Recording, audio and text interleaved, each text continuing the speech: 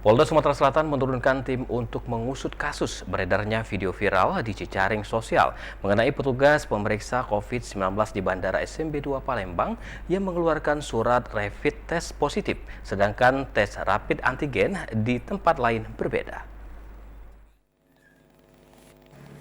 Kabid Humas Polda Sumsel mengatakan penyelidikan tersebut untuk mengungkap apakah ada kesalahan atau kekeliruan saat input data oleh petugas farmasi laboratorium atau Farlab. Hal ini dilakukan untuk mengungkap dan mengantisipasi insiden seperti yang terjadi di Bandara Kuala Namu. Alat rapid test bekas yang digunakan untuk melakukan pemeriksaan COVID-19 di bandara. Untuk itu petugas kepolisian masih melakukan pemeriksaan kepada petugas yang melakukan pemeriksaan kepada penumpang dan alat rapid test antigen yang digunakan di bandara.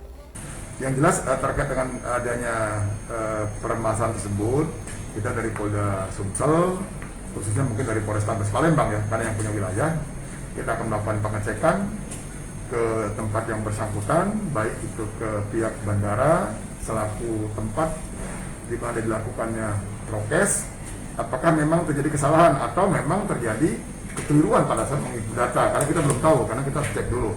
Tapi yang jelas bahwa kita akan turunkan tim ke sana, akan kita cek, jangan sampai nanti permasalahan yang ada di Sumut misalnya ya, jadi kesalahan ada di kita, tapi kita yakin dan percaya mudah-mudahan ini tidak terjadi di Sumatera Selatan. Sebelumnya seorang penumpang tidak terima lantaran hasil rapid test antigen yang dilakukan di Skybird Bandara SMB 2 Palembang menyatakan dirinya reaktif COVID-19. Namun setelah dites di tempat lain, dirinya dinyatakan non-reaktif COVID-19. Romiko, TVRI Sumsel melaporkan.